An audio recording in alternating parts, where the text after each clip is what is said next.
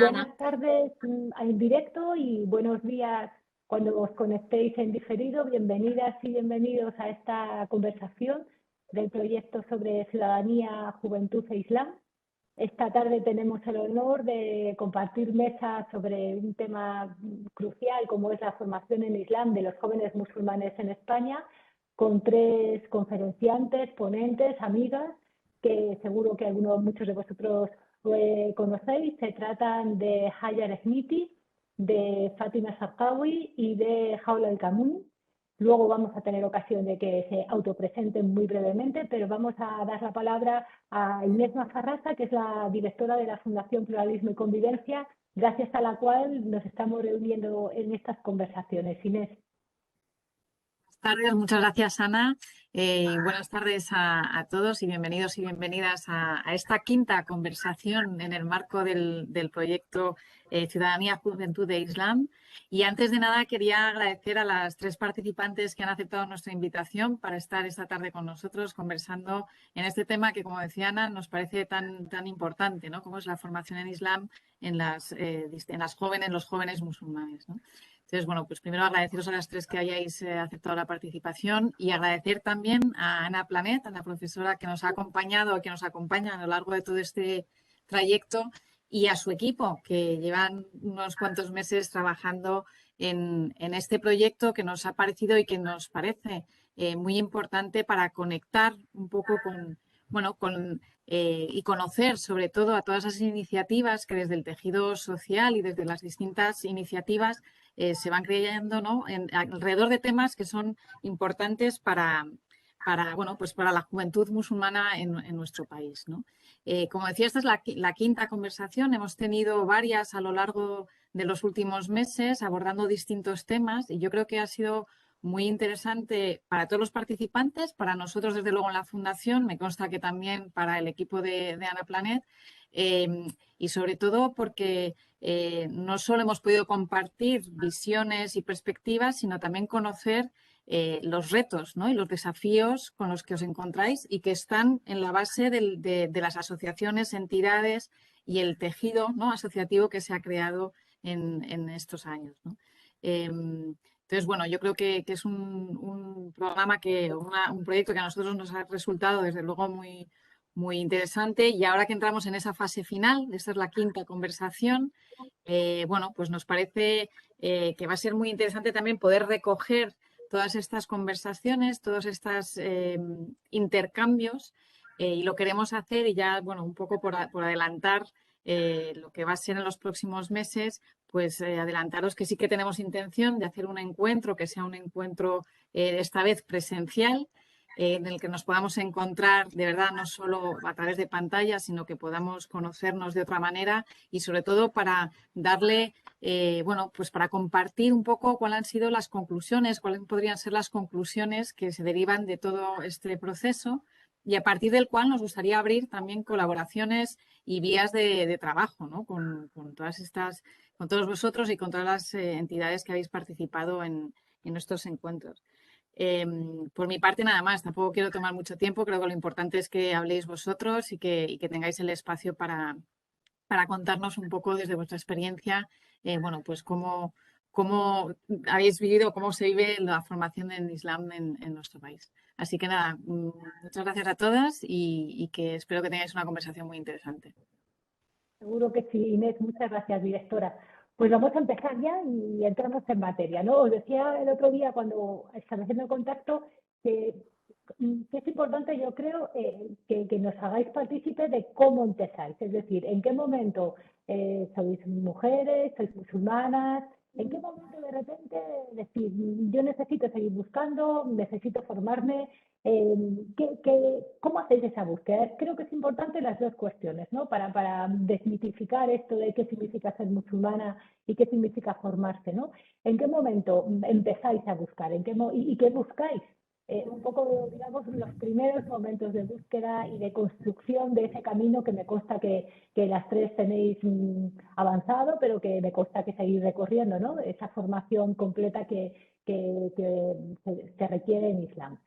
Empezáis la que queráis. No sé si diría Fátima. ¿Empiezas tú, por ejemplo? Vale, ¿se me oye bien? Perfectamente. Gracias. Bueno, primero de todo, muchísimas gracias por la invitación.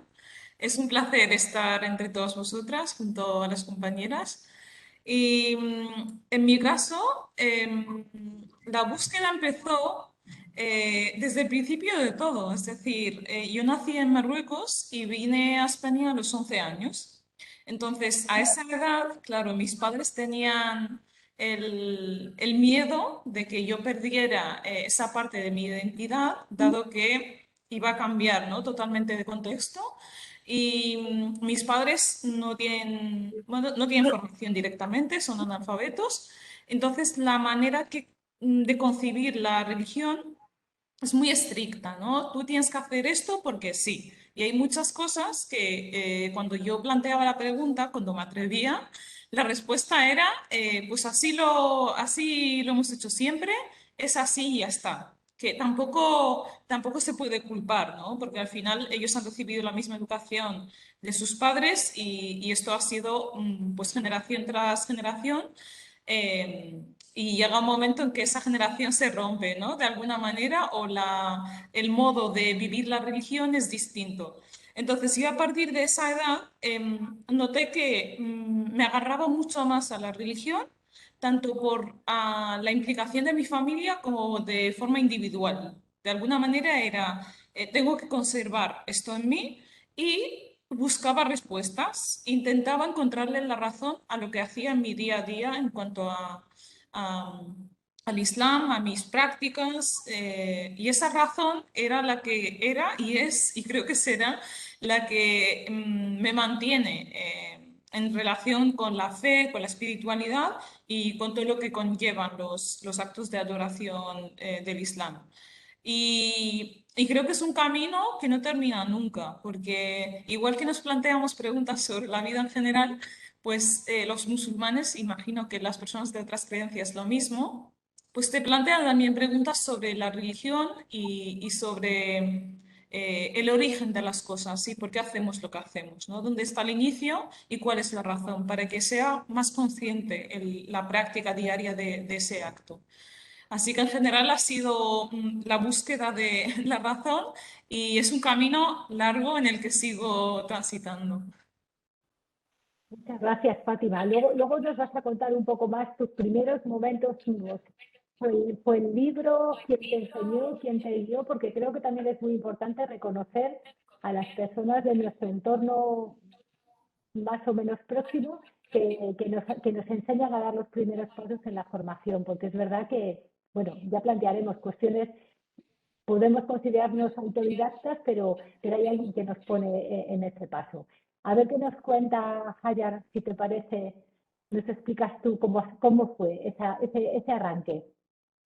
Por supuesto, Salam alaikum, buenas tardes, hola a todos y a todas. Antes de nada, agradecer por habernos permitido tener esta oportunidad de compartir nuestras experiencias en la búsqueda del conocimiento islámico.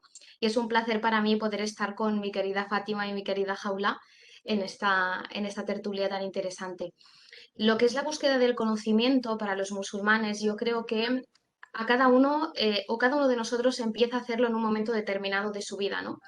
Cuando empiezas a hacerte ciertas preguntas, porque al final ya crecemos en familias musulmanas que nos transmiten el Islam, pero como ha dicho muy bien Fátima, crecemos con muchas dudas, ¿no? Un Islam que en el principio acabas heredando más que estudiando.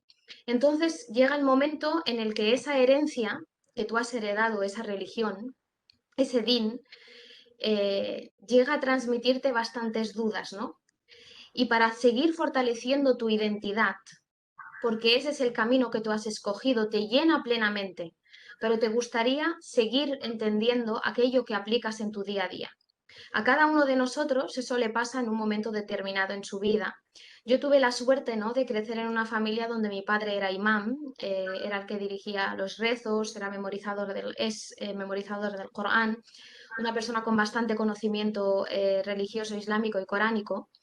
Y para mí siempre ha sido una referencia, pero siempre tenía la duda de qué pasa si yo como mujer quiero llevar a cabo el mismo rol que está llevando mi padre. al menos en mi situación ha sido el querer como mujer también llegar el día en el que yo tenga el conocimiento suficiente, desde la convicción obviamente, y poder transmitirlo a las mujeres en nombre de una mujer, ¿no? Que una mujer hable en nombre de las mujeres. Entonces, a mis 16 años, después de terminar la ESO, yo quería estudiar medicina, pero al final tuve que tomar una decisión muy importante, ¿no? Era o seguía estudiando medicina, es decir, hacía el bachillerato y estudiaba medicina, o me dedicaba a aquello que a mí me había apasionado durante toda la vida, ¿no? Y era el estudio del Corán. Pero no solamente su memorización, sino el entender cada uno de sus mensajes y la razón de cada una de las adoraciones que yo llevaba a cabo el día a día, para poder llevarlas a cabo no solamente desde el corazón, sino también desde la razón, porque en el Islam tenemos que tener la razón y el corazón muy en mano. Y sin duda, sin dudarlo ni un momento, decidí dedicarme al estudio de las ciencias coránicas y emprendí mi rumbo hacia Marruecos, ya que aquí no había, como ahora, pues que ya disponemos de centros y lugares donde estudiar, no disponía de un lugar donde se me pudiera enseñar de una forma más completa, ¿no? Y poder especializarme en ello. Yo creo que también el hecho de vivir en una familia, ¿no? Muy dedicada al Islam, tener a mi padre como un referente, mi madre también daba clases de Islam a las mujeres en la mezquita, les enseñaba a leer, a escribir. También eso ha influenciado mucho en que yo quiera entender más, sobre todo cuando vas al cole y te hacen ciertas preguntas del Islam. Tú estás muy convencida del Ramadán, muy convencida de tu rezo, muy convencida de la existencia de Allah, muy convencida de la guía de Muhammad, la paz sea con él, pero sientes en ese momento que tu conocimiento es muy limitado y que no es correcto seguir con ese conocimiento tan limitado. Y ahí es cuando emprendes ese camino en búsqueda de todas las respuestas que necesitas para poder hacerlo con más seguridad. Muchas gracias, Hayar. Y cuéntanos tú, Jaula, ¿a ti en qué momento y cómo decides seguir avanzando por este camino? Bueno, primero, hola, gracias por la invitación, gracias a todo el equipo que está detrás de esto para darnos este espacio y un placer estar aquí, espero que sea de beneficio. Bueno, pues yo un poco, todo empezó en la adolescencia, ¿no? Adolescencia, juventud, en el instituto, que es cuando empiezas a plantearte esas preguntas que ya han comentado las compañeras y empiezas a darte cuenta de tu identidad, a construirla y sobre todo si hay, digamos, dos identidades, una que está dentro de casa y otra fuera de casa, de alguna manera, ¿no? Que de pequeña, pues, digamos, yo lo llamo entre mis amigas el síndrome de Hannah Montana, ¿no? Que como que tienes dos vidas. Está la vida que tienes tú dentro de casa y luego de puertas afuera es otra vida totalmente distinta en el sentido de cuando eres joven, ¿no? Intentas como de alguna manera separar. Y cuando ya en la adolescencia, pues te estás dando cuenta que eso lo tienes que tú construir de alguna manera y forjar esa identidad y dar esas respuestas a esas preguntas y comprender más pues tu entorno y todo lo que te han enseñado, pues ahí es cuando empiezas a tomar decisiones, o sea, necesitas cubrir esa necesidad. Pues en aquella época, cuando yo era pues más joven, no había a lo mejor algunas academias o centros en los que te podrían formar en español. O sea, yo lo que necesitaba era una formación en español y cercana que me diese respuestas relacionadas con el entorno en el que estaba yo viviendo. Entonces, yo sí que más o menos como Ayer tenía una base bastante buena por mis padres, porque siempre lo mismo, ¿no? Se han preocupado para que no perdamos esa identidad, para formarnos en el Islam, en un poco acompañar, tener siempre presente tanto la cultura marroquí como lo que son las enseñanzas islámicas. Entonces, por esa parte, yo sí que estaba bastante cubierta, tenía bastante base, pues porque nos llevaban a la mezquita, porque mi madre me enseñaba muchísimo en casa, pero claro, tenía esa base en árabe y a la hora de yo entenderlo en español, porque necesitaba entenderlo en español, ya sea para mí, para yo darme esas respuestas, o ya sea para comunicarlo y transmitirlo.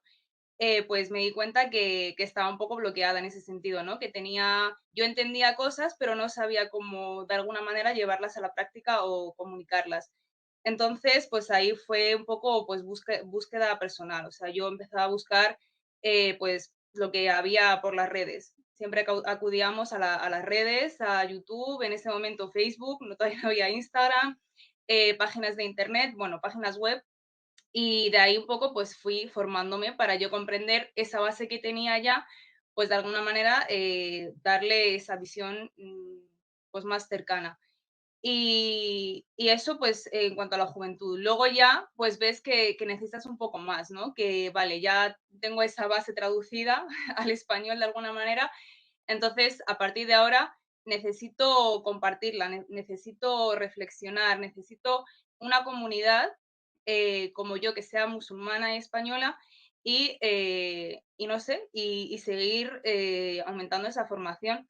Y ahí fue cuando ya di el paso a las asociaciones, que por 2012, 2014, pues empezaron a florecer bastantes asociaciones de jóvenes aquí en Madrid, bueno, en España en general, pero en Madrid la verdad que había bastantes, y fue cuando pues conocí a Chime.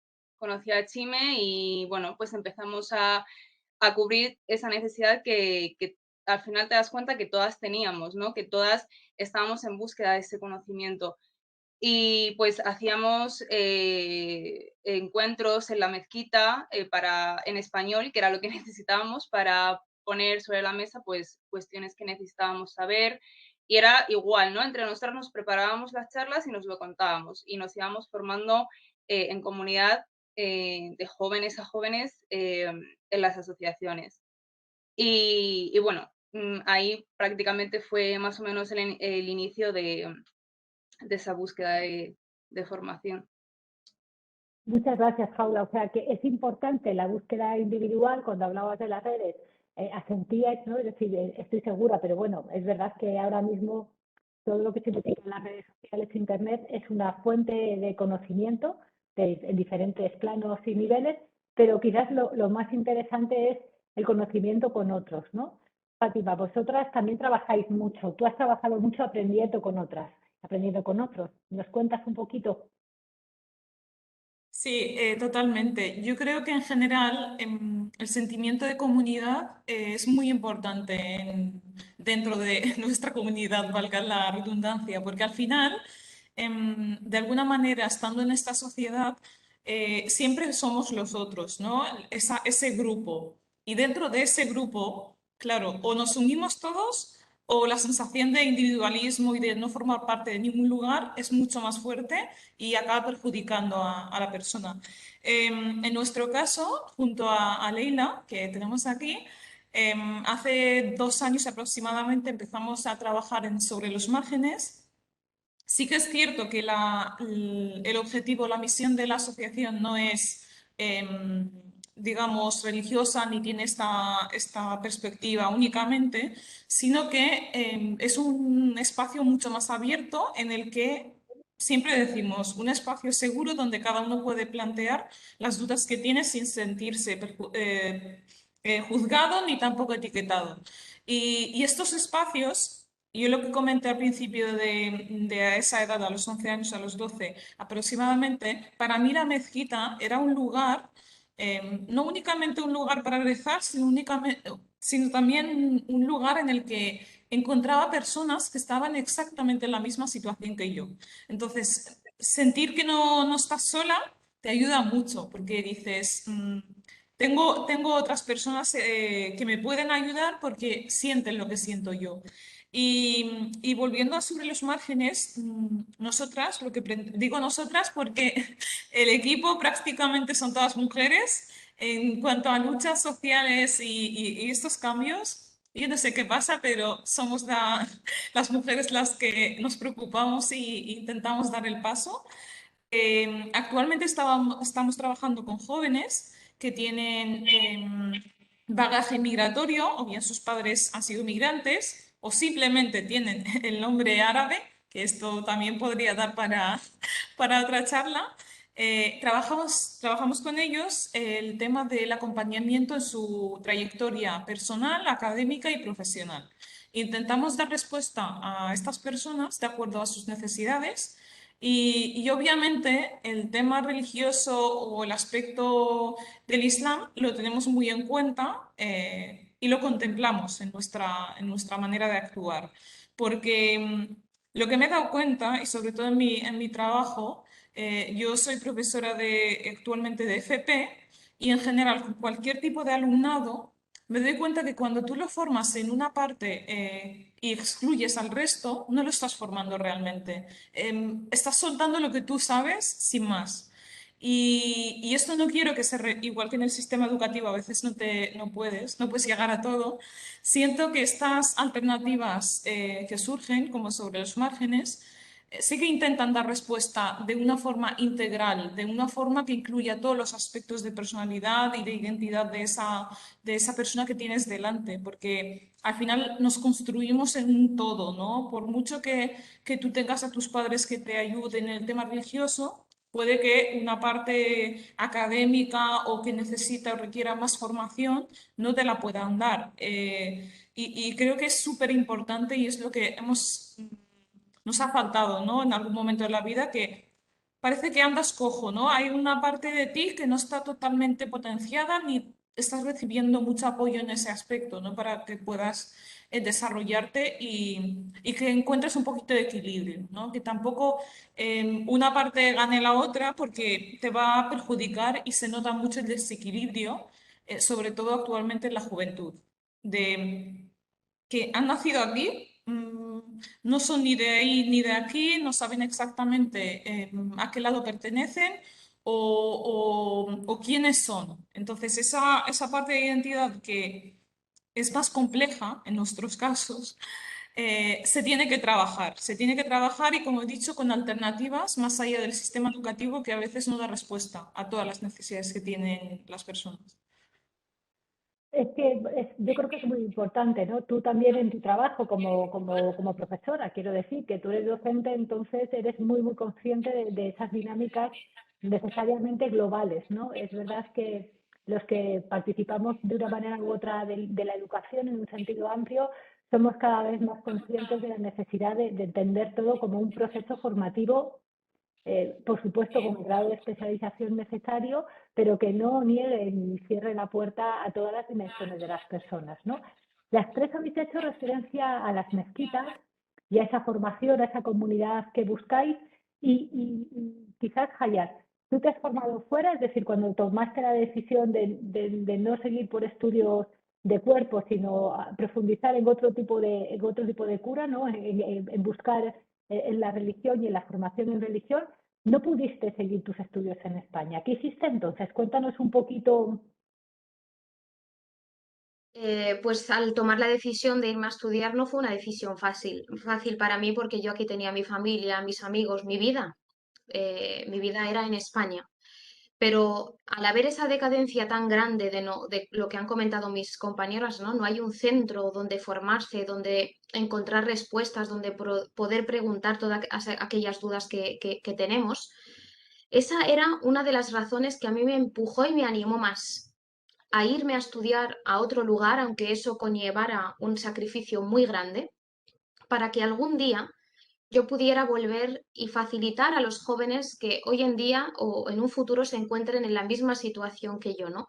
Fue como emigrar a otro lugar por una necesidad que yo tenía y poder venir aquí y sembrar un lugar digno en condiciones, ¿no? Un centro de formación para que ningún joven musulmán que busque su identidad y busque el conocimiento tenga que emigrar y dejarlo todo aquí, incluso, ¿por qué no?, poder compaginar sus estudios con su formación espiritual.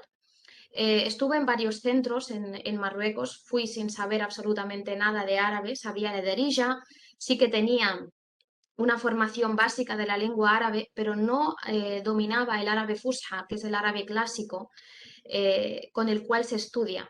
Yo me tiré al mar sin saber nadar, pero bueno, fue una experiencia bastante dura y difícil, ¿no? Por toda la dificultad que tenía, pero muy interesante y yo creo que fue algo muy necesario porque alhamdulillah, gracias a Dios, después de todo eso, de los diferentes centros en los que me formé, a pesar, ¿no?, de lo poco apoyo que recibí en ese entonces, sobre todo por ser mujer, sobre todo por ser mujer. El ámbito coránico es un ámbito que siempre se ha considerado un ámbito de hombres, ¿no?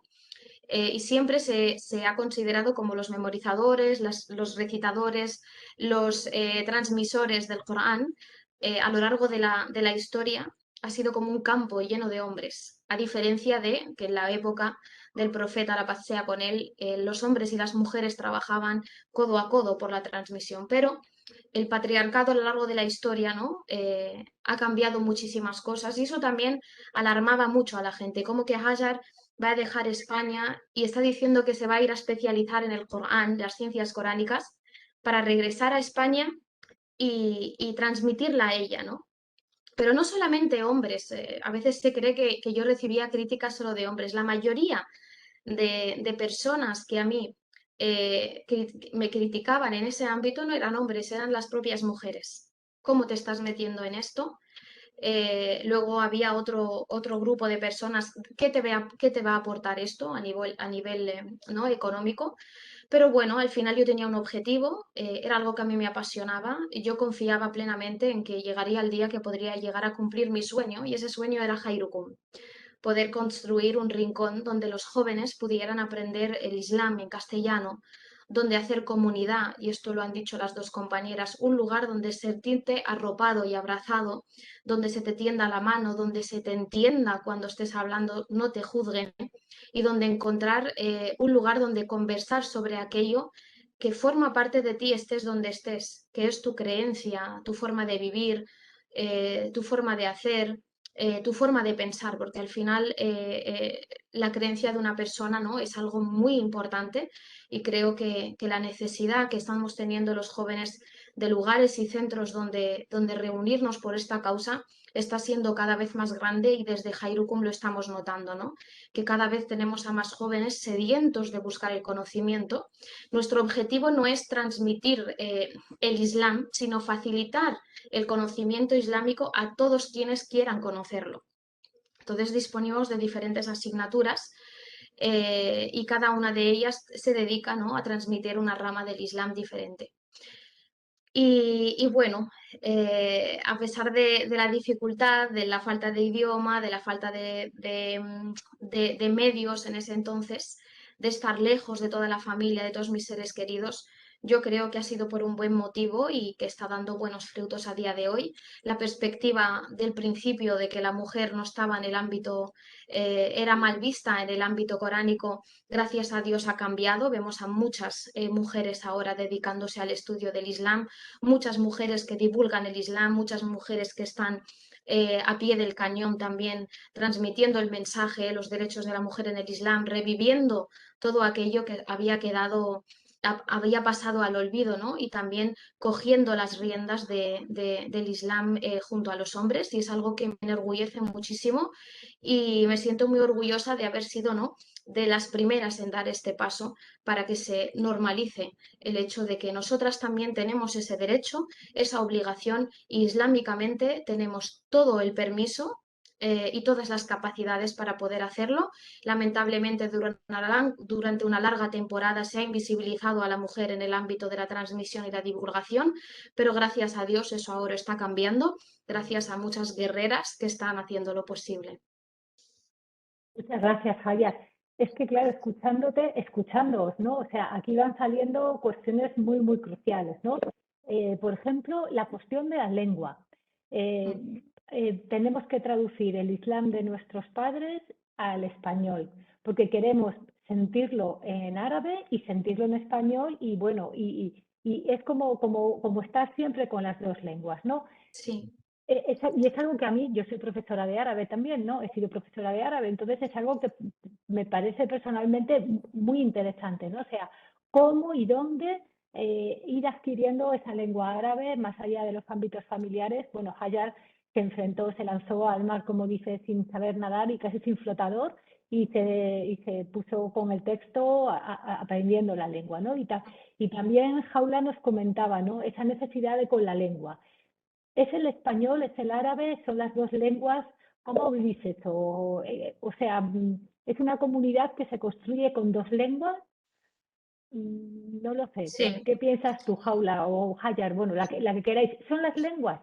Yo Con las quería dos añadir lenguas. Sí. un paréntesis a lo que has comentado, muy interesante, y es que no solamente es la lengua el problema, sino que también el Islam que se ha transmitido, nuestros padres lo han hecho lo mejor posible y gracias a ellos al final somos lo que somos. Pero sin duda, gran parte del Islam que se ha transmitido no es un Islam alterado por la cultura. Entonces, hay muchos aspectos del Islam que cuando los estudias el Corán, estudias el Din en profundidad, te das cuenta que realmente no son así. Sobre todo en el ámbito o en la visión de la mujer hacia el Islam, ¿no? La cultura ha implementado unas cosas, nuestros padres han crecido creyendo que ese es el Islam y lo han aceptado por su gran fe, pero luego nos damos cuenta que el Din dice algo totalmente diferente o contrario. También es buscar la realidad del Islam, no solamente el lenguaje, la realidad del Islam lejos de la cultura, ¿no? Que puede discrepar totalmente con la religión. Y luego está el idioma. El idioma árabe es muy importante, pero tampoco es esencial para poder buscar el conocimiento, ¿no? De ahí, por ejemplo, a que hayan personas como Fátima, Jaula o quienes, o por ejemplo, Jairukum, para transmitir un Islam correcto, un Islam sencillo, fomentar un espacio donde aprender el Islam en el idioma que nuestros jóvenes hablan, que es el español. ¿No? Porque al final ellos no buscan especializarse en las ciencias islámicas o coránicas, sino que simplemente buscan respuestas, buscan entender ciertos aspectos. ¿Y qué mejor forma de hacerlo en el idioma que hablan, en el idioma que entienden, que es el español? Yo creo que si yo en su momento hubiera encontrado un centro, un lugar, una asociación que ofreciera este servicio, no me hubiera ido a otro país a buscar ese conocimiento. Por lo tanto, más que el idioma, es el formato, el contenido, ¿no? Y el qué y el cómo. Y el qué y el cómo.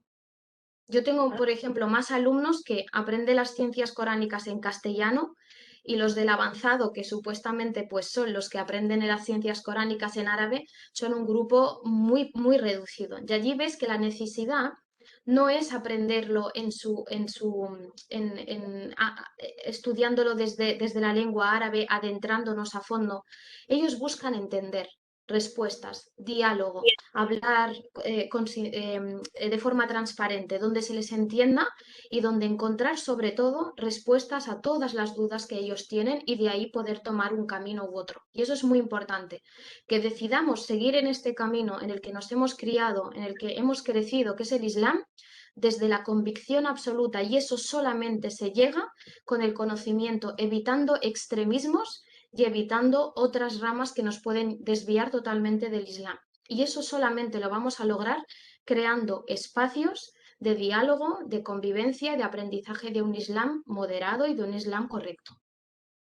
Sí, Haya, antes estaba a propósito de esos espacios y de esa manera de proceder, ¿no? O sea, quizás quitar el peso a la lengua, no quitarlo, o sea, tenemos que expresar en una lengua, pero no poner el foco exactamente en la lengua, ¿no? Porque todos sabemos lo que puede traer de frustración consigo el que te digan que un determinado conocimiento solamente está en inglés o solamente está, es decir, y de repente a todos, o sea, todos tenemos nuestros manejos de lenguas, pero no todas, y entonces, claro, esa idea, una cosa es la lengua y luego otra cosa es el espacio y el cómo, ¿no?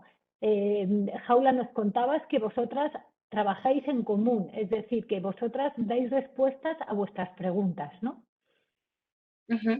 Sí, o sea, un poquito haciendo referencia a lo de la lengua y el espacio que un poco va unido, nosotros lo que necesitábamos al buscar el conocimiento islámico en español era entenderlo dentro de este contexto, dentro de esta sociedad, porque el Islam, siempre, como siempre digo, es muy, muy importante aprenderlo unido al árabe. O sea, es muy rico cuando conoces el Islam en árabe, pero ya no llega un momento en el que no solamente necesitas esa teoría, ya no solamente necesitas información o datos, sino que necesitas ya ir más allá, esa comprensión, que para llevarlo a la práctica tienes que comprenderlo.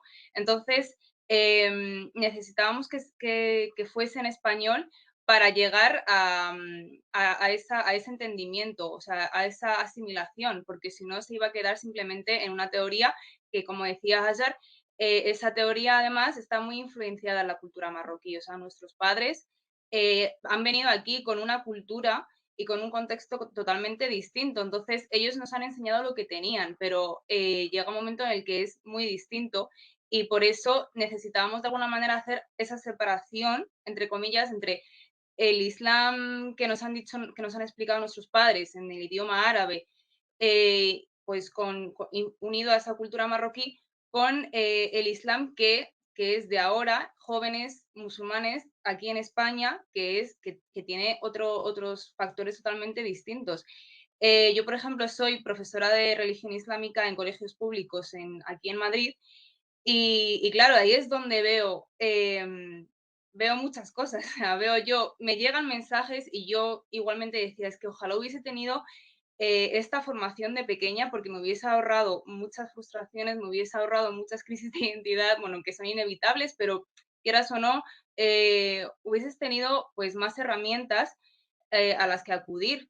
Y claro, yo cuando explico a mis alumnos lo que ellos viven en casa, en árabe o en marroquí, cuando yo se lo explico en español, es cuando ellos lo entienden y lo asimilan. A lo mejor ellos me vienen con una información que ellos ya saben, o sea, yo les doy una información que ellos ya saben desde casa y lo han practicado a lo mejor durante muchos días y viven en ello, pero cuando vienen a clase y lo entienden en la lengua en la que ellos se comunican entre ellos y en el sitio donde viven, es cuando lo comprenden y es cuando encaja en su cerebro y es cuando ves cómo se calman, o sea, ves cómo le brillan los ojos de decir, ah, vale, ya lo he entendido, ya entiendo por qué mis padres me dicen esto.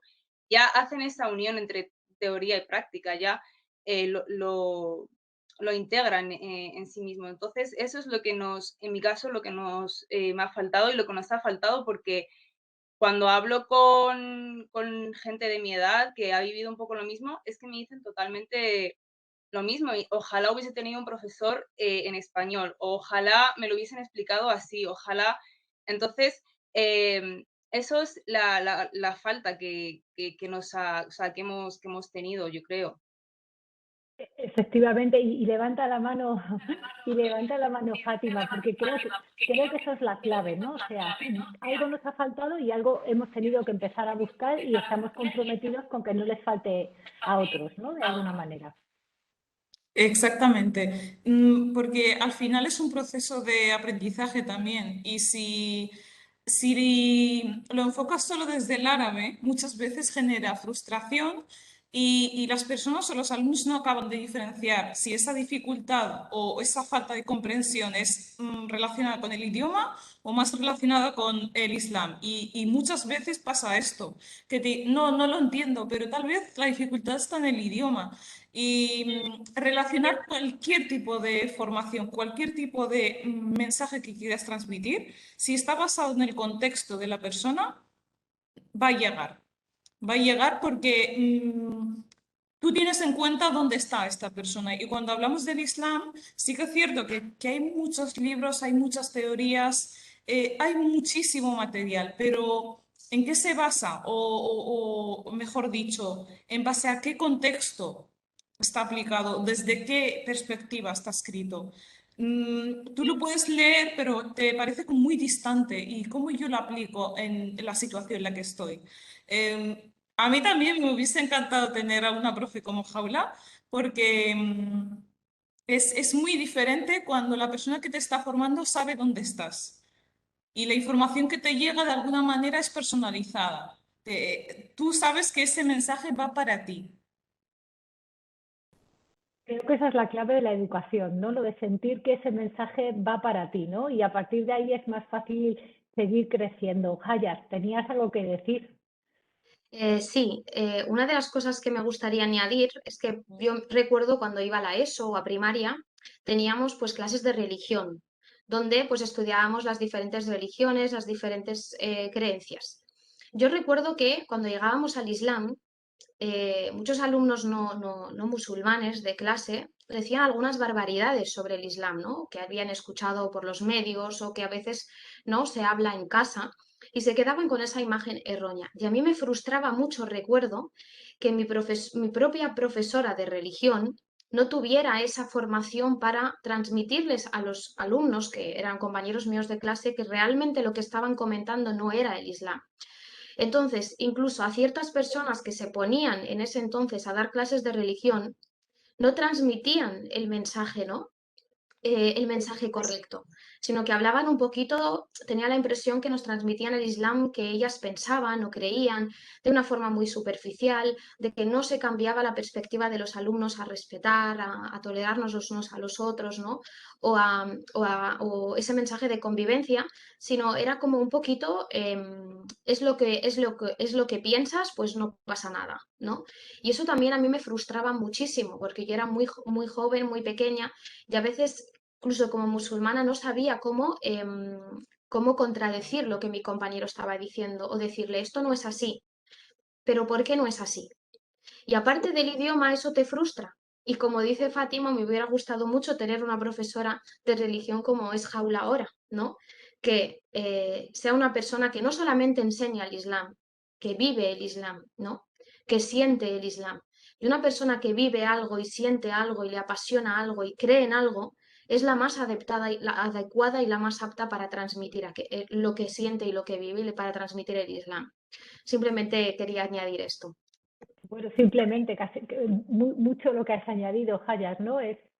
Claro, el reto de quién debe enseñar, ¿no? Es verdad que en el modelo español la presencia de la enseñanza de la religión, en el modelo educativo nuestro, la religión tiene un espacio, tiene un tiempo, todos sabemos las dinámicas que hay, tanto en la oferta como en la demanda y la dificultad que en ocasiones hay para hacer casar esa oferta y esa demanda, pero quizás una de las cuestiones que tendríamos que plantear es precisamente el papel que quien enseña la religión, ya sea de una perspectiva confesional, ya sea de una perspectiva histórico-filosófica más amplia y combinando saberes y conocimientos de otras religiones, puede tener, ¿no? Es decir, cuál es el contenido y cómo hacer que esos conocimientos vayan permeando y vayan generando lo que deben generar estos conocimientos, es decir, bueno, una sociedad más cohesionada, una sociedad más justa, una sociedad más orientada, ¿no? Es que creo que es un debate que nos emplazaremos otro día a hablar de ello, ¿no? Porque realmente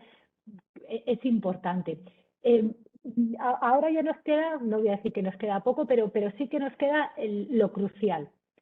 ¿Qué tendríamos que hacer? Es decir, vosotras sois todavía muy jóvenes, pero ya acumuláis mucha experiencia, tanto en vuestro proceso de conocimiento como en vuestras experiencias profesionales distintas asociadas a la enseñanza de una manera u otra. ¿Qué pasos cómo os veríais caminando? Es decir, ¿hacia dónde os gustaría dirigiros? ¿Qué proyectos colectivos, individuales creéis que sería importante o se os ocurre que podríamos entre todos, entre todas, de alguna manera animar? Fátima, ¿qué nos dices tú? Vale, yo primero de todo, sé que en otras comunidades el tema de la religión islámica como asignatura está medianamente resuelto, pero concretamente en Tarragona, que es donde yo vivo, y formo parte de una asociación de ADEDCOM, que un compañero ya participó en la sesión anterior, que es la Asociación para la Defensa de los Derechos de la Comunidad Musulmana.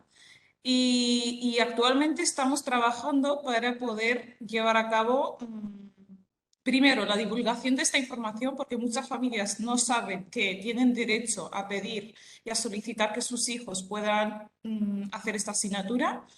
Las dificultades que pone la administración en cuanto a facilitar datos de cuántas personas están interesadas, cuántos profesores hay disponibles. Así que estamos en ese proceso de luchar para que exista y para que se pueda hacer, porque el último año se ha hecho una prueba piloto y al parecer en el próximo curso se va a alargar. Sin muchos motivos aparentes, sí que se justifica por el tema COVID, pero hay muchas cosas ahí que aún no logramos descifrar para saber, ¿no? Y creo que es de las primeras, lo primero que se tiene que hacer para que consigamos una formación justa para todas las personas. Porque cuando tú sientes que no formas parte del sistema educativo, tú te echas para atrás y no encuentras una alternativa, tú no formas parte. Entonces ya empieza el desequilibrio en la sociedad desde la escuela, que es, como estaréis de acuerdo conmigo, el cambio, ¿no? Lo que va a transformar esta sociedad. Creo que se tiene que facilitar que las personas que deseen un conocimiento tengan acceso a él. No pongamos tantas trabas administrativas para que las personas, los alumnos puedan acceder a esta asignatura, que yo creo que es clave.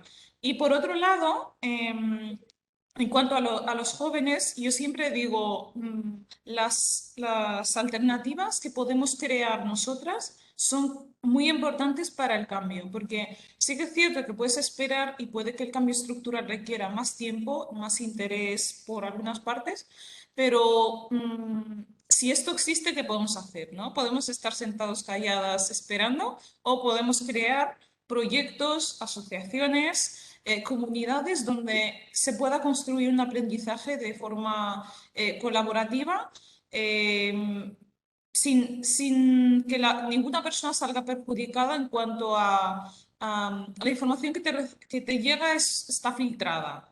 ¿No? No lo haces tuyo, no eres tú el que está recibiendo esa formación en base a sus necesidades, sino que eres parte del todo y recibes la información, lo que quieren que tú sepas, ¿no? Creo que es súper clave crear estos espacios, aunque sean muy en pequeño entorno, pequeño comité, son claves para poder dar solución a un problema que es estructural y que tal vez requiera mucho más tiempo para que se establezca y para que se entre en la dinámica, ¿no? De que yo, si voy a estudiar, tenga la opción de escoger la asignatura. Y súper importante que no únicamente se dirija a la comunidad musulmana. Si hablamos de la asignatura del Islam, yo digo, ¿por qué no la abrimos? Que está abierta, obviamente, pero que la difusión sea para todo el mundo, porque una persona que no es musulmana también le puede ir bien hacer esta asignatura. No porque queramos convertir a todo el mundo al Islam, ni mucho menos, sino aprender. Y cualquier conocimiento es válido tanto para mejorar el tuyo como para crecer como persona. Muchas gracias. Claro, es que no nos hemos presentado por territorios. Claro, es verdad que en el mapa complejo de las comunidades autónomas y el sistema de gobernanza y administración del país, no en todos los territorios, o sea, todos los derechos son los mismos, pero no existen las mismas facilidades para que esos derechos se puedan ejercitar sin tensiones, ¿no? Y quizás es verdad, bueno, estamos hablando de Madrid, estamos hablando de Cataluña, claro, siempre pensamos que todo es igual y no es igual. Me parece importante lo que apuntabas también de que el cambio venga desde los grupos pequeños, es decir, en espera de que el cambio estructural se produzca, que también se siga trabajando en el ámbito del pequeño grupo, ¿no? Porque no sé yo, vosotras has mencionado tú también COVID como una dificultad a la hora de seguir. ¿Hemos sacado alguna ventaja de este momento complejo que venimos viviendo como sociedad global? No, claro, porque ha habido tiempo de reflexionar, tiempo de aprender a otro tipo de conexión, tiempo para darnos tiempo de cuáles son nuestras prioridades. Y no sé si este proyecto cómo esto ha impactado en vuestra propia manera de pensar en el futuro, en términos de formación de vosotras que ya estáis formadas, pero que estáis muy comprometidas con seguir formando, ¿no? No sé, Jaula, si tienes algo que decir.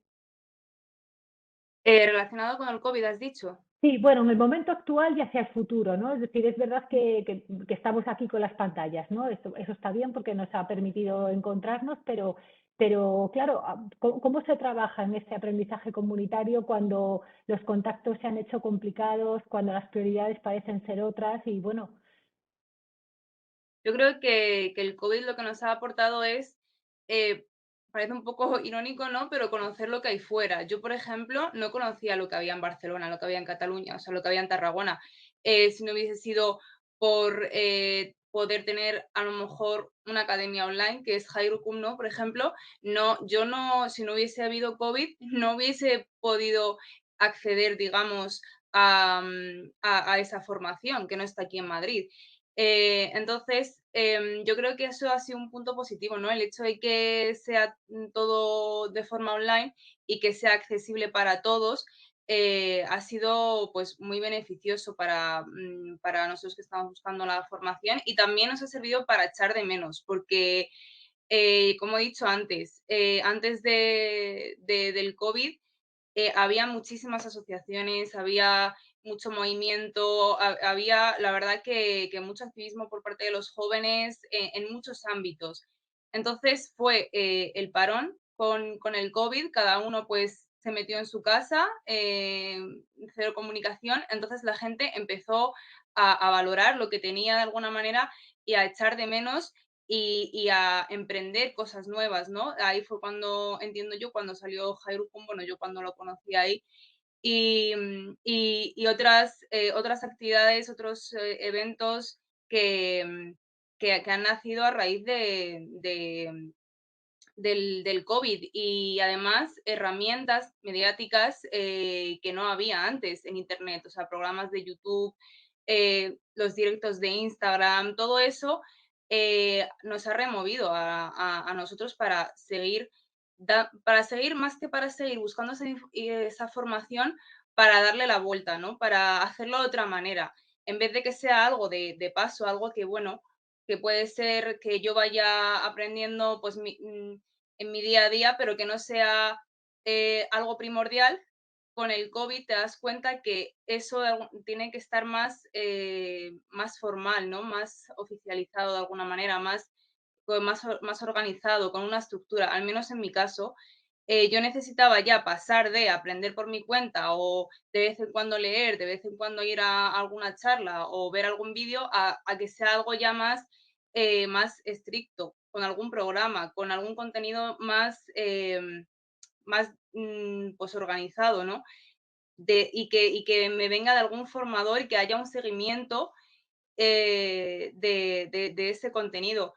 Y más o menos para compararlo un poco desde mi perspectiva con la perspectiva más joven, pues le pregunté a mi hermano, le dije, ¿tú ahora cómo te ves en tu formación islámica? Porque él pues es joven, sigue estudiando, entonces todavía no se ha puesto en esa búsqueda. Le digo, ¿tú te crees que estás cubierto en cuanto a tu formación islámica? Me dijo, sí. Y le dije, o sea, ¿cómo te alimentas en esa formación? Me dijo, bueno, pues viendo vídeos en redes, directos. Entonces yo me vi reflejada, ¿no? En esa época. Le dije, y no ves que a lo mejor necesitas que sea, pues, de alguna manera más completa, no que sea por casualidad lo que te vaya saliendo. Me dijo, sí. Le digo, ¿y qué necesitarías? Me dijo, un formador. Y le dije, ¿y si te digo que sí hay formador y encima en español con un programa y tal, qué te faltaría? Me dice, pues sí, es verdad, me faltaría ponerme. Entonces, yo creo que hay muchísimas herramientas, gracias a Dios, hay muy variadas, tanto para pequeños como para mayores, en muchos idiomas, o sea, lo que necesitábamos, que ya está en español, en árabe, en inglés, hay muchos libros. Entonces, luego ya es el cómo quieres tú comprometerte con tu conocimiento y con tu formación, cuál es tu responsabilidad con esa formación islámica. Y eso ya es, cada uno pues tiene su definición de compromiso y responsabilidad en cuanto al conocimiento. A lo mejor tendría sentido organizar toda esa información, Jaula, quiero decir, no lo sé, se me ocurre, ¿no? Yo, claro, las dinámicas de aprendizaje nosotros continuamente estamos haciendo, no voy a decir que listas, ¿no? Pero sí eso, bueno, pues repositorios, ¿no? De todo, si quiero sobre esto, tengo esto, ¿no? En fin, no lo sé, quizás tendría sentido en algún momento ponernos a ello, ¿no? A sistematizar de alguna manera y bueno, una cierta guía, ¿no? Que facilite a aquel que solo le falta ponerse, pues que cuando se ponga sepa cómo ponerse, ¿no? ¿A Pero dónde bueno, buscar? Sí. claro, a lo mejor eso tiene sentido. Y Hayar, tú que estás ahora mismo ya en pleno proceso, ¿no? Es decir, tú ya has dado el paso, te has formado, has visto tanta necesidad y te has lanzado de alguna manera desde tu proyecto Khairukum a sistematizar el conocimiento e intentar programar de una manera organizada, como decía Jaula, todo lo que tiene que ver con formación. Está siendo, me imagino, una experiencia agotadora por la dimensión y por la complejidad. ¿Hacia dónde crees tú que puede ir una iniciativa como la tuya o parecida a la tuya, quiero decir, ¿no? Es decir, movida desde un grupo reducido de personas.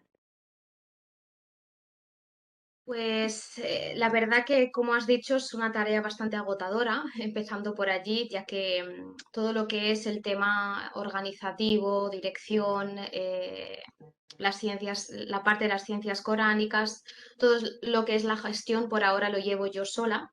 Ya que es una academia pues privada, es pequeña, ya sabemos eso a nivel legal lo que conlleve, ¿no? El hecho de contratar a muchas personas para que puedan llevarlo a cabo. Una de las dificultades también que me estoy encontrando es que aún no se ha normalizado el aprendizaje del Islam, ¿no?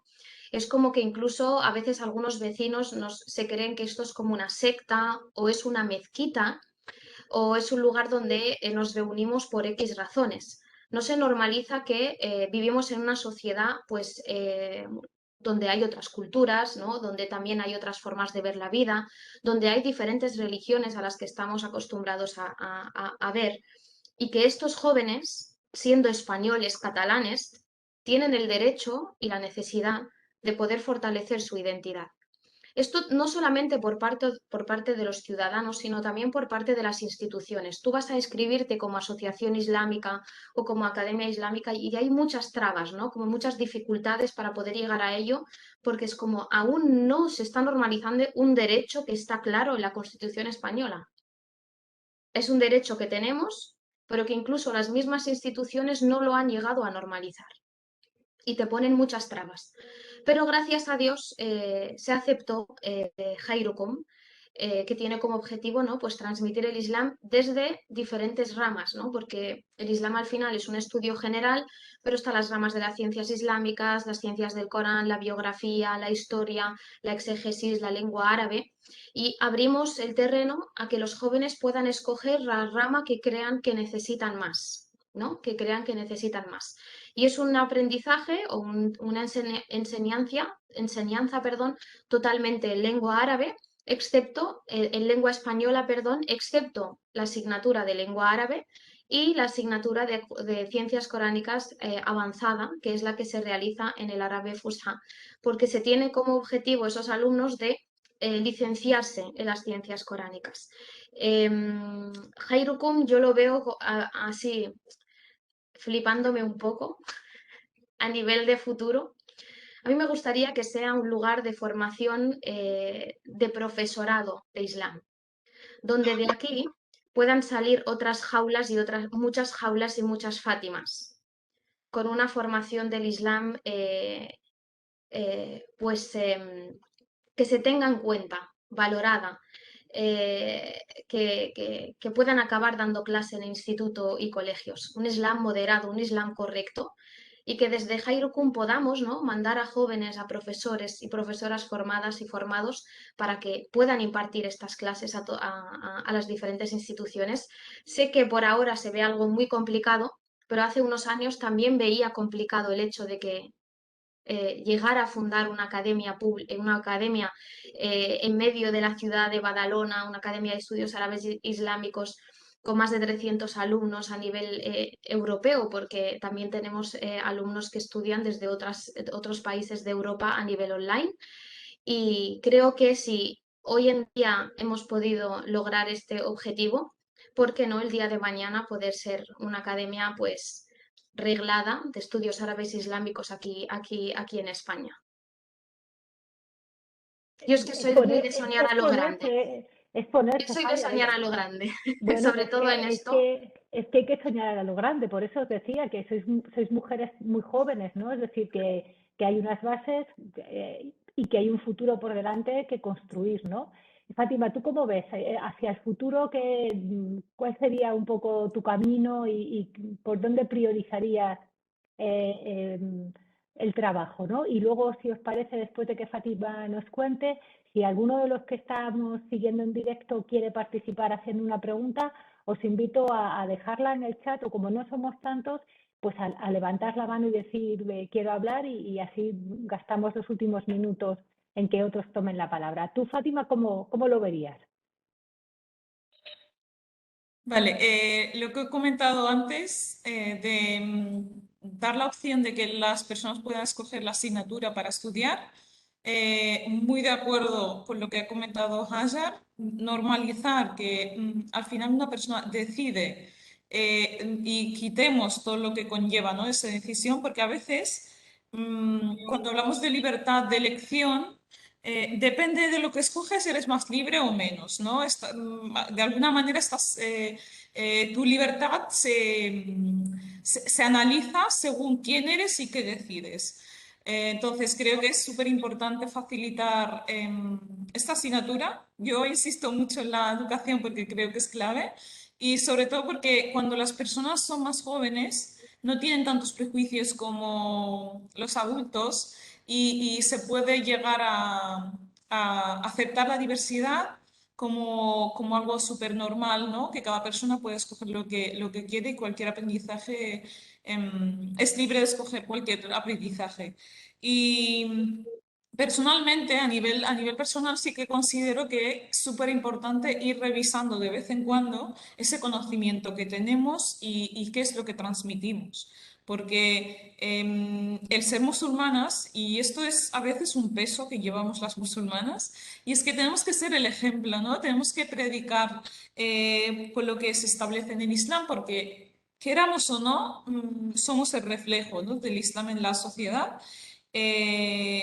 Aparte de intentar no llevar este peso, que no nos castigue, creo que es súper importante que nosotras mismas nos vayamos adaptando a los nuevos contextos y revisando esos conocimientos que tenemos y sin pensar mucho en el otro, el aceptar, ¿no? esa diversidad que tenemos dentro nuestro y aunque puede que en muchas ocasiones haya trabas, puede que lleguemos a un punto en el que no encontramos ese conocimiento que necesitamos o no esté tan cerca o lo que sea, pues el seguir, ¿no? Insistiendo a pesar de todas las dificultades que puede haber, que obviamente con el paso del tiempo se acaba logrando, ¿no? Como el caso de Jairukum, que desde el principio, cuando se lanzó, incluso desde la propia comunidad, había como una sorpresa, ¿no? De cómo se ha podido lograr una entidad de este tipo que puede ofrecer ese conocimiento que todas en algún momento hemos necesitado y vamos a necesitar seguramente.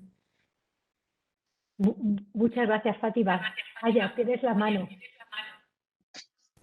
Sí, quería añadir un punto, y es que al final, con estos 3 años o estos 3 cursos que llevamos en Jairukum, tanto de forma física como de forma online, me he dado cuenta de que la búsqueda del conocimiento islámico no es simplemente, muchas veces se ve, ¿no? desde fuera como algo no muy necesario, o no pasa nada si está o no, o simplemente es para la gente que se quiere especializar. La mayoría, por no decir el 99% de los jóvenes que vienen a estudiar tanto de forma presencial como online en Jairukum son jóvenes que ya han terminado la universidad, que tienen sus puestos de trabajo, algunos de ellos siguen estudiando, pero a pesar de haber cumplido muchas metas, ¿no?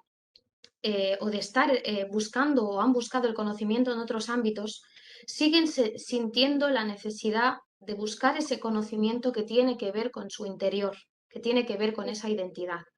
Y de allí a que todos me dicen, es que, Hajar, una compañera me decía, Hajar, tengo el doctorado, pero sigo siendo sintiendo ese vacío de conocimiento, porque no me conozco a mí misma. Por eso he venido a Jairukum. Y de allí a que llegas a la conclusión de es muy necesario que se faciliten espacios a este colectivo desde pequeños para que crezcan llenando ese vacío y entendiendo cada uno de los pasos que dan. Jóvenes que vienen muy perdidos, quieren el Islam, están convencidos del Islam, pero no entienden el Islam.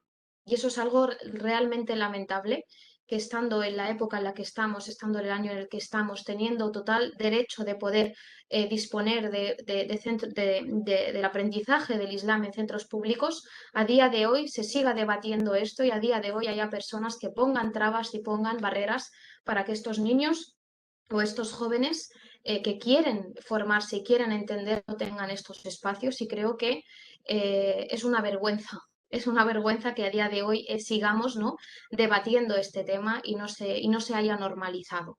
Simplemente quería añadir eso y también me voy a despedir ya que tengo una clase ahora dentro de 3 minutitos. Ha sido para mí un placer Muchas formar gracias, parte Aya. de este espacio. Un placer poder aportar, espero que haya sido de beneficio y estoy disponible para siempre que sea necesario para cualquier cosa. Muchas Muchísimas gracias. gracias, Hayal Basalaba, y seguimos en contacto. Entonces Sin nos duda. quedamos, si os parece, Jaula y Fátima, pues si alguno de los compañeros que están en la sala y compañeras tiene alguna pregunta que haceros, como os he dicho, o bien por el chat o si no, directamente levantando la mano, porque al no ser tantos yo creo que se puede acceder bien. No sé si hay alguna pregunta. Rafa ha levantado la mano. Rafa Vale, Camarero. pues venga, Rafa, que yo no veo desde aquí bien. Hola, voy a poner el vídeo. ¿Me oí? Sí, te oímos perfectamente, sí. Bueno, muchas gracias a las tres. Ha sido muy interesante y muy necesaria la conversación. Son un par de preguntas que en realidad lanzo a las tres. No sé si Javier tenga tiempo para responder, pero quería preguntaros primero por el papel de la mezquita en la formación en Islam, sobre todo con respecto a los jóvenes musulmanes en España, porque bueno, sí que creo que Fátima los ha nombrado las mezquitas como lugar no solo a donde se va a rezar, sino donde ha tenido la oportunidad de encontrarse con jóvenes con los que compartía la misma realidad. Pero aparte de eso me interesa el tema de qué papel tienen o no tienen o podrían tener las mezquitas en la formación en Islam, qué carencia y qué puntos fuertes puede haber ahí. Y luego una pregunta un poco más por curiosidad personal. Yo me dedico a estudiar las políticas que desarrolla Marruecos con respecto a la población, a la diáspora, a la población propia en otros países, y sé que en este sentido desarrollo un programa de envío de imames y envío de formadores, sobre todo durante el mes de Ramadán. Creo que en Francia tiene más éxito quizás que en España, pero quería saber si os consta algún tipo de programas de formación que vengan un poco impulsados desde Marruecos, o que conozcáis, o por si podríais darme algún poco de información a ese respecto. Eso es todo. Muchísimas gracias. Bueno, sí. Contesto yo, por ejemplo. En cuanto a las, Perfectamente, Jaula. en cuanto a las mezquitas, estamos un poco enfadados, la verdad, la comunidad musulmana, por lo menos aquí en Madrid. Los jóvenes, por lo menos, están muy enfadados con las mezquitas, más que nada porque se ha reducido muchísimo las funciones de las mezquitas. O sea, la mezquita debería ser un lugar de acogida, de apoyo, de encuentro y no solamente un lugar en el que vas a realizar las prácticas de adoración, sino que debería ser un lugar abierto al público y sobre todo a la comunidad musulmana y sobre todo a los jóvenes. Y actualmente se ha reducido muchísimo esa función. Apenas hay jóvenes ya en la mezquita y eso pues da mucha pena porque como hemos dicho antes es muy importante en la formación y en este caso la formación islámica, la comunidad. Es muy importante los referentes y todo eso deberían estar en la mezquita. La mezquita se ha reducido simplemente para ir a rezar, de hecho está cerrada, simplemente se abren las horas de rezo y se cierran. Y las puertas de la mezquita nunca deberían estar cerradas para nadie y debería ofrecer muchos puntos de encuentro, eventos, charlas, formaciones, para darle la oportunidad a que todo el mundo tenga acceso a esa formación, ya que no todo el mundo puede tener religión islámica, por ejemplo, en los colegios públicos, desgraciadamente. No hay tampoco a lo mejor muchas academias privadas en los que tú puedes, como Jairukum, que puedas ir a formarte, pues la mezquita debería cubrir de alguna manera esa necesidad. Entonces, los jóvenes nos hemos apartado muchísimamente, o sea, mucho de la mezquita por eso, porque no encontramos ese lugar, no encontramos esa acogida, no encontramos que nos puedan ofrecer ningún tipo de recursos, ya no sea solamente de formación, sino a lo mejor incluso de ocio o simplemente un lugar en el que tú vayas a refugiarte o a encontrarte con gente de tu comunidad. Entonces, pues los jóvenes se han alejado, se han cerrado las puertas, pero además los jóvenes se han alejado. Entonces, desde la mezquita estaría bien, pues, que haya alguna reforma, digamos, en el sentido de las personas que estén ahí organizando y que estén, o sea, que estén dando vueltas en la mezquita, en el buen sentido, ¿no? De quién está en la mezquita, qué se hace en la mezquita, cómo podríamos dar nuevas oportunidades en las mezquitas, tanto a los jóvenes como a los niños, como a la gente mayor. Y luego, en cuanto a lo de la formación que viene desde Marruecos, yo lo único que sé, que eso, en momentos especiales, por ejemplo, en Ramadán, suelen enviar a imames o incluso profesores, pero que son puntuales. Se quedan ese mes de Ramadán en la mezquita, se abren las puertas de la mezquita, los niños van, aprenden Corán, está más enfocado a lo que es el Corán, pero no hay más, no hay más diversidad en ese sentido. Es puntual, o sea, está solamente el mes de Ramadán y vuelve. Y se nota muchísimo cuando es ese mes, ¿no? Porque hay mucha movilidad en las mezquitas, los niños van, hay muchas actividades porque se aprovecha, digamos, ese imán. Pues, ¿por qué no lo dejas durante más tiempo y lo rentabilizas y sigues con esa actividad que has empezado en el mes de Ramadán, la continúas durante todo el año o durante mucho más tiempo? Entonces, hay como un acuerdo en el que simplemente tiene que estar ese mes, pero no puede continuar. Supongo que es por tema también de papeles, bueno, ahí entran muchas cosas, no es simplemente. Entonces, es muy reducido. Claro, pero Jaula, me meto aquí en la conversación y luego pasamos a Fátima. Son personas que están viniendo desde Marruecos, ¿no? Y que, Sí, como tú dices, es un tiempo corto. Esto poniéndolo en diálogo con lo que decíamos al principio, ¿no? Es decir, eso sería un complemento, pues claro, lo de siempre, es el debate de siempre. Nos formamos desde aquí, pedimos que nos formen desde los lugares de origen de nuestras familias. ¿Qué tipo de formación, qué tipo de confianza, qué tipo de manejo lingüístico, qué tipo de respuesta a las preguntas que decíamos, así hemos empezado hablando, ¿no? O sea, a esa búsqueda dan las personas que vienen puntualmente, ¿no? Los invitados, ¿no? Claro, yo creo que esa idea de los invitados y los que están siempre, ¿no?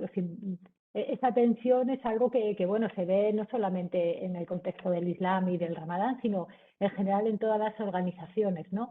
El profesor que está siempre y el profesor que viene a impartir una clase extraordinaria, ¿no? En fin, esa voz plural de lo que está siempre y de lo que es más puntual o no lo sé eso como lo. A ver qué opina Fátima de las dos cosas que preguntaba Rafa, el papel de la mezquita ahora mismo en un contexto como el catalán y bueno, lo referido a los que vienen. Vale, empiezo por esto último para enlazarlo con lo que acabas de comentar.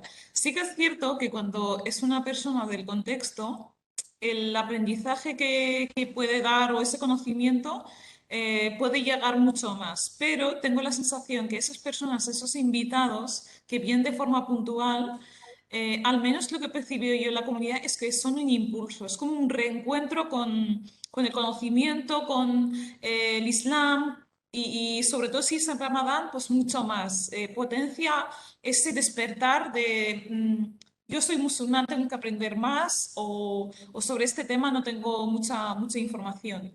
Em, Sí que es verdad que durante el mes de Ramadán se hacen muchas actividades y el resto del año, pues igual que en lo que ha comentado Jaula en Madrid, pues en Cataluña más bien de lo mismo. El tema de las mezquitas se ha convertido en un espacio más de política que de otra cosa. según lo que yo percibo. Hay una lucha interminable de asociaciones que se crean para gestionar mezquitas, luego hay tensiones, se crea otra asociación y se convierte en una lucha de asociaciones dejando la mezquita como espacio para ello, o sea, para luchar y para ver quién gana a quién y quién tiene el poder. O sea, el poder al final ocupa todos los rincones, ¿no? Incluso la mezquita, que el objetivo de este espacio es reunir a las personas por una causa relacionada con el Islam, sea rezo, sea para hablar, sea para encontrar soluciones a problemáticas sociales. Es decir, que incluso esto pasa también en los países árabes, al menos en Marruecos. Se reduce el espacio al rezo, únicamente para ello. E incluso nosotras cuando hablamos de espacios de construcción, espacios seguros, lamentablemente, la mezquita no es el primer espacio que nos viene a la mente, pero por lo que hemos vivido, por lo que hemos visto en nuestros pueblos, que en el mío es un pueblo de Tarragona, hace 15 años teníamos 2 mezquitas para los pocos que éramos y sí que estaba bien porque se hacían diferentes actividades. Empezó la lucha, que yo tengo la sensación que se puede externalizar se puede generalizar en toda España. Y se pierde la esencia de lo que es la mezquita como espacio de comunidad donde nos podemos juntar para construirnos como personas, que ojalá se pueda devolver este espacio, ¿no?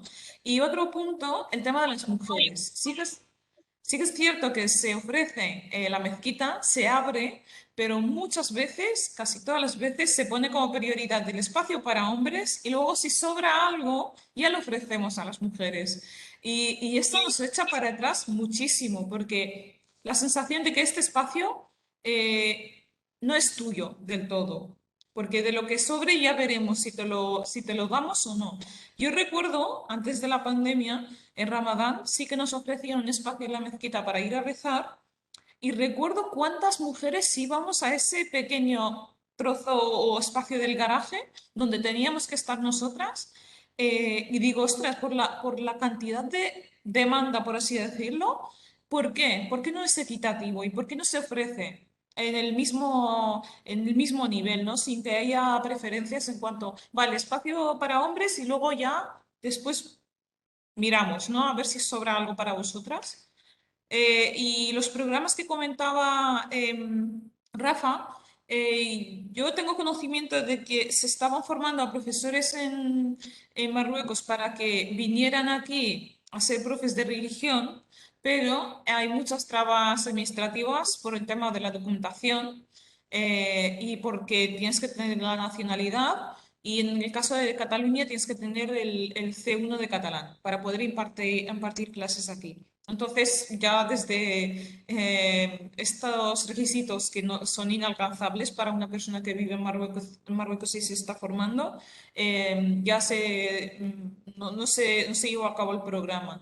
Y el tema de las personas que vienen en Ramadán, esto sí que es cierto que hay tanto grupo de mujeres como hombres, o sea, también hay mujeres que vienen en Ramadán y son del Ministerio religioso de Marruecos, que ofrece un número concreto y depende de lo que solicite la mezquita de la provincia, se envían 2 o 3 mujeres y tienen que estar durante un tiempo que es muy reducido. Muchas gracias, Fátima. Están diciendo las compañeras en el chat, Laila y también Kenia, bueno, retoman la cuestión de la lengua, ¿no? La idea de cuando te formas, el conocimiento de la lengua cuando vienes de Marruecos y también ese conocimiento general del contexto. Se nos ha ido 1 hora y media hablando y aquí estamos bien, con muchos temas que conversar. Yo no quiero para nada abusar de vuestro tiempo porque ya os dijimos desde el inicio que iba a ser una conversación un poquito más corta, pero os quiero agradecer de todo corazón vuestra presencia aquí y tantos temas, la manera tan sabia y tan constructiva en la que habéis ido poniendo cuestiones muy importantes en la mesa y emplazaros a que esta conversación siga. Como nos ha dicho Inés Mazarras al principio, el proyecto ya está en una fase en la que creemos que todo va a ser y todo va bien después de que pase la fiesta de Ramadán y volvamos todos a la vida en mayo, que es especialmente bonito también, tengamos la ocasión de juntarnos y seguir hablando de todas estas cuestiones ya con agenda, quiero decir, ya con intento de bajarlo al terreno de verdad y, bueno, de todas estas cuestiones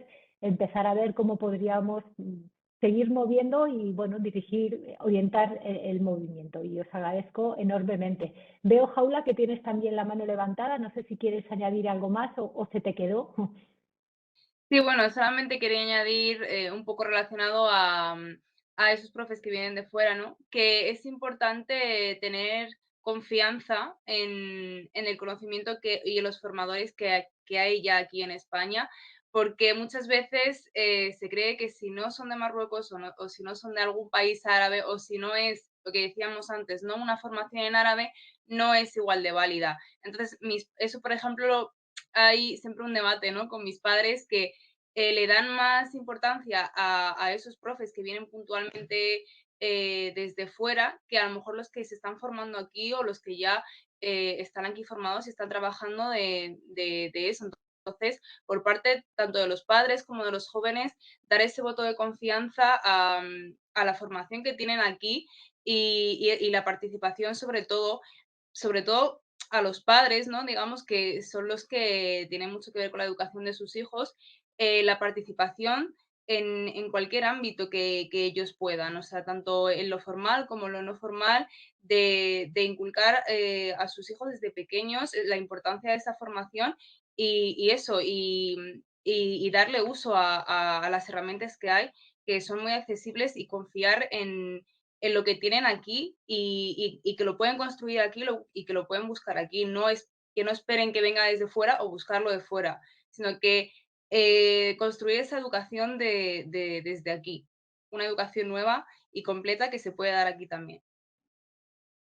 Pues yo no me atrevo a cerrar con ninguna otra palabra que no sea esa que Jaula ha dicho, ¿no? Construir, construir, y de verdad os agradezco enormemente vuestra presencia esta tarde y espero que nos encontremos muy pronto y que tengamos ocasión de seguir hablando de estos temas y de muchos otros temas. Muchas gracias de verdad. Gracias. Salama y delegada y nos vemos muy prontito. Cuidaros mucho. Inshallah. Gracias. Lo mismo Muchísimas vosotras. gracias. Adiós, chicas. Gracias. Hasta luego.